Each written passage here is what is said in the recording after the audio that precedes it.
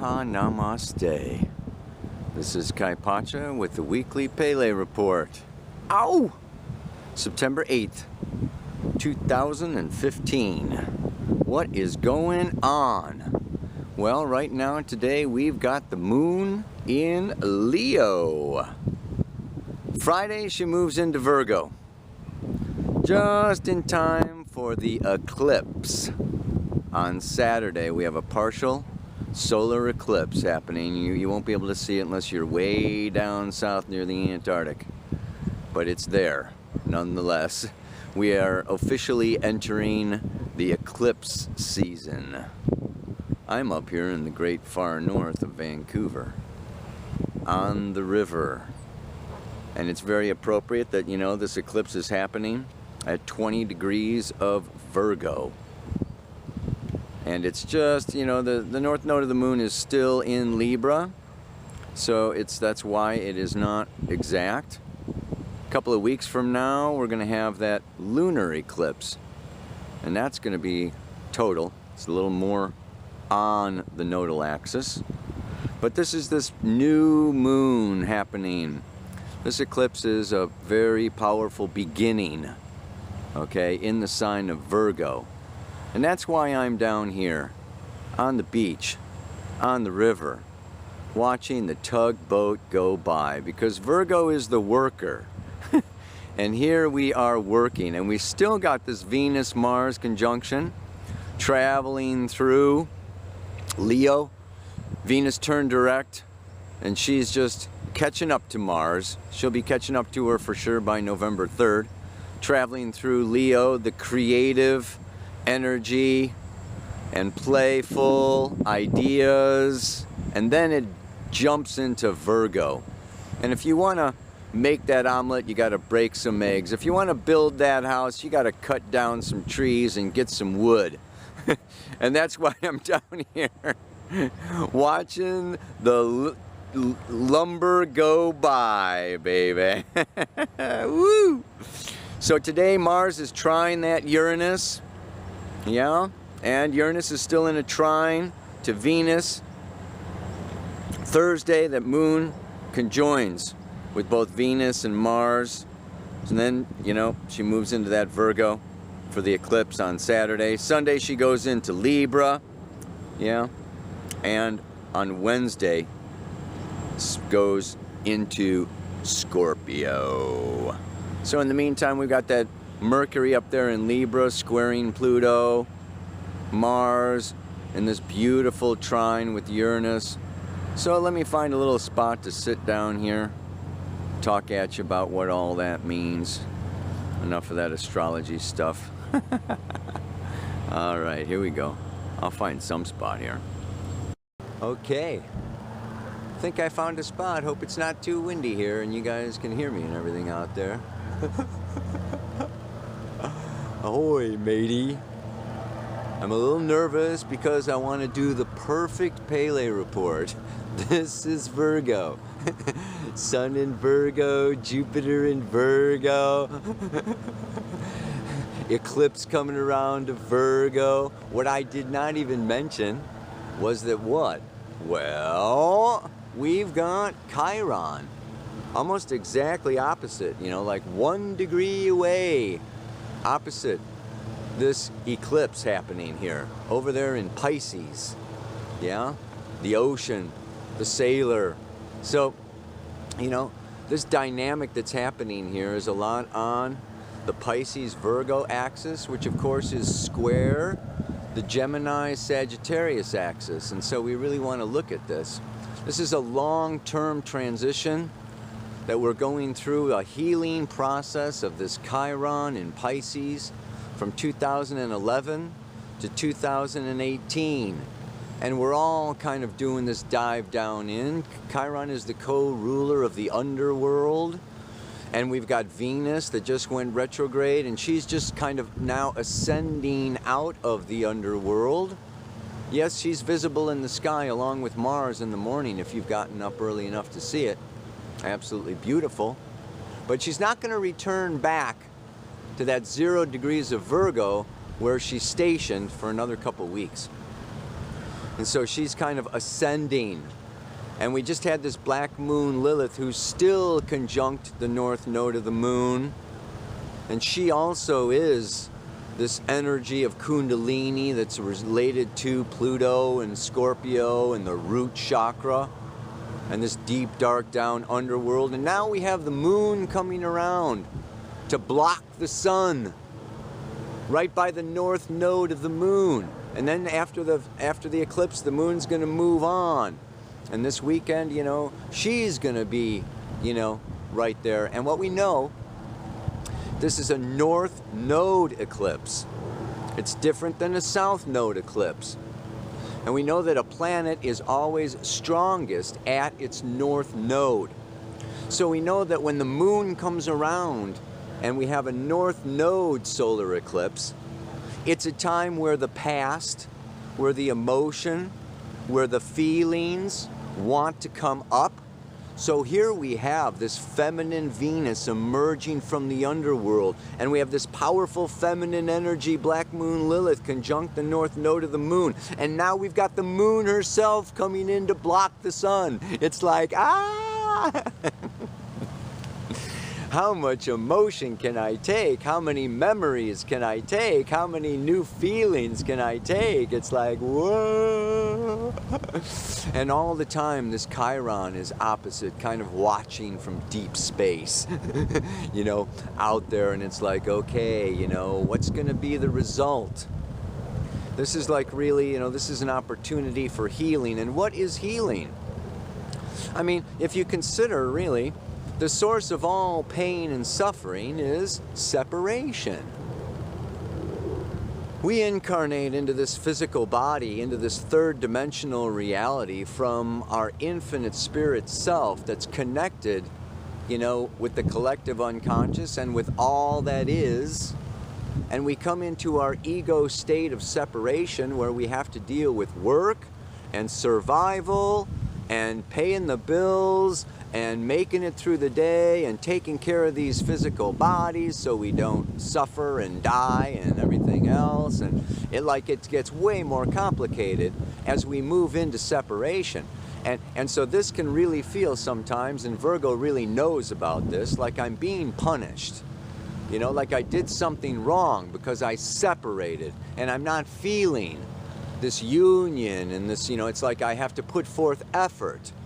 And Pisces and the infinite spirit doesn't have to put forth any effort, just kind of wants it to all happen magically.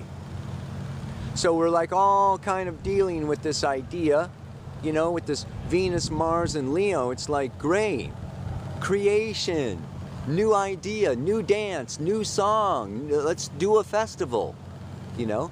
Well, what does all that take? Frickin' work. You don't just like snap your fingers and you've got a sound system and you've got your artists and you've got your schedule and you've got your tickets sold and blah, blah, blah, blah, blah, blah, blah.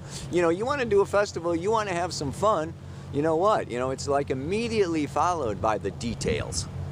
And this is Virgo, you know. And we want to do it right. And we want to get just the right people and just the right this and just the right that. And the schedule's got to be clear and da-da-da-da-da-da-da, you know. And so it's like we can like, you know, just like kind of get overwhelmed, and this Neptune in Pisces and Chiron in Pisces can just like kind of get overwhelmed with the amount of effort and the amount of work. And then this, you know, moon comes up and all these feelings come up, you know, and these memories come up of, you know, how it didn't work or what failed or what wasn't perfect or what didn't meet the standards, or what's not good enough, or what's missing. And we start seeing that the glass is half empty, and we forget that it's half full. And we can kind of get into a little bit of a reflection, and sometimes that reflection leads to some depression, especially when the lawnmower comes along in the middle of the Pele report.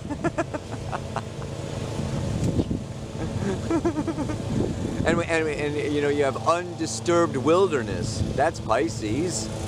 The forest, the jungle, you know, the ocean, clean, pure, nothing going on. And then it's like, you know, you come in and yeah, somebody's cutting down the trees, somebody's cutting the lawn, and you got these, you know, signs put up, and pretty soon you've got a freaking mess. And this happens with our emotional lives. This happens with our past and with our memories. It's like, I remember this mess, or it's like, so, you know, this new moon involves cleaning up our messes. Yeah, it involves discernment. This is the high part of Virgo. Discrimination and discernment. What needs to stay and what needs to grow, and what needs to get out of the way of that growth. What needs to be purged, released, and gotten rid of. I mean, Virgo to me is I associate it with the matriarchy. I associate it with the powerful Gaia energy that is absolutely perfect and beautiful. And I think of the indigenous peoples, where before they cut down a tree, you know, they held that tree, they asked permission of that tree, they thanked that tree, and then they cut it down. You know, when they killed a buffalo, they used every last bit and piece and part of that buffalo, you know, and just like, you know, really honored the process and left the pristine, beautiful environments as they were, not leaving a footprint behind. It's not exactly happening. I'm here in Vancouver, the city. It's not always happening here these days the way that it used to. And so part of this new paradigm can also be just like this feeling, and it's like the feminine. What's the feminine? It's Gaia. And the, you know, and Gaia is the water and the earth. And we've been in this patriarchal, male-dominated, you know, thousands of years, you know, of the fire and the air. The fire and the air is, you know, astrology. That's the masculine. Kind of like controlling, dominating, using, in some cases wasting the feminine. So we may just like really tap into, and a lot of you, you know, that are really sensitive, you know, can really be tapping into the sorrow and the grief of the feminine, of how she has been exploited, of how she has been used. And we can take it personally, or we can feel it personally, and it can really kind of go deep, and we can have a grieving process, and we can be dealing with sorrow, you know, coming up from the past, and coming up from, you know, all of the chaos and all of the challenges that we have, you know, really not necessarily done the right thing, said the right thing, left no trace, maybe impacted other people in a negative way, in a challenging way, how we have really kind of harmed and not honored our physical body as a temple of the divine feminine. And so we can have regrets and sorrow. And this place of regret, we can get lost in it, and we can get kind of pulled down into it. But you know, it's like, you know, going down into it, this is where you get forgiveness. This is where you get compassion. This is where you know, really come into a deeper understanding of what it means to be human, and of how to evolve and how to grow within. So it's like really strengthening if you see that's all is process, and this is all education. And this Virgo is ruled by Mercury, which is the student. This is really a time. It's a new beginning. It's a new cycle. This solar eclipse starts, you know, a new 6-month cycle. And it's a healing cycle. And you can't heal something that you don't recognize. So we're kind of in the beginning of the age of Aquarius. We're in the beginning of the new paradigm. And part of that is just diagnosis. We need to diagnose the patient. It can be ourself, but it can also be our partnerships, it can be our heart, it can be the world at large. Yeah? And it's like, you know, what I want to create, is it good for everybody? You know, and is my play, you know, like really impacting the universe in a positive way, or is it just my own selfish play? And I just want like all the attention and all this and that and the other thing, and you know, when the show is done, there's going to be, you know, cans and litter and bottles and broken glass all over the place, you know, but I had a good show. You know, so it's like, you know, the more Leo, this Venus, Mars and Leo, can keep in mind, right, you know, the Virgo that's coming. You know, it's like the sweeper that has to clean up after the show, you know? So we want to make our show, you know, really conscious so that there's not so much to clean up. And so now what we're seeing, you know, maybe is some of the messes that we made where, you know what, our show, you know, left a mess behind. And the important thing is just like, you know, not to beat ourselves up too bad, and not to go into depression, and not go into regret, and not go into blaming and guilt and, you know, but just like, you know, hold the head high, do the diagnosis, knowing that there's medicine, yeah? And knowing that our knowledge and our compassion and our love is the medicine. And that so much of this separation is just like an ego process, that we go down just like the sun goes down to midnight and then it rises again, and we're going to be rising again. And that's what like all this is about. The sun and the moon are both going to like move out of Virgo into Libra, and the new cycle is going to begin, and it's going to like really be powerful like a couple weeks from now with that full moon lunar eclipse in Aries. Different story. You can know, okay, that like now is kind of a time of diagnosis, because you know what, there's going to be some like new action, yeah, and there's going to be new impulses, and there's a dawn of a new day like coming like really fast and really swift and really quick, and we're going to really be doing some kicking some butt coming up, yeah. So it's time to clean up our acts, set the stage, yeah, for doing it in a new way, a more wholesome, holy, sacred way, and prepare for that ceremony, do that ceremony, and really connect and listen to the spirits, yeah, listen to Lilith, the nature spirits, and invite them into the show, invite them into the ceremony, so that we're not just like out there in our own little bubble of illusion. But Virgo really helps us see, yeah, what's real, tangible, physical, and it's going to bring results. So it's a real time of self-analysis, self-awareness, leading to, right, you know, this powerful vision of how to best be in harmony with nature, with our bodies, with the masculine and the feminine, so that our creations are totally awesome. So the mantra for this week, yeah, is I love that life is a mystery. The more I begin to see her slowly revealing her secrets and showing myself to me. The mystery is the Neptune Chiron in Pisces, the dream, the fantasy, the infinite potential. And it comes down into effort and into work and into service in Virgo.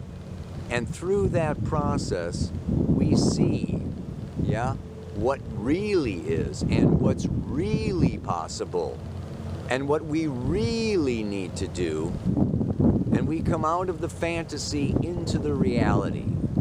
And sometimes it's disturbing, but ultimately, and astrology deals with ultimates, ultimately it's going to be awesome, and it's going to be better as a result, because we're going to know ourselves more, we're going to know our limitations, we're going to know our strengths, We're going to know who to hang with and who not to be hanging with. We're going to know what to eat and what not to eat. And it's like, yeah, it's all like, we're all on the upgrade, man.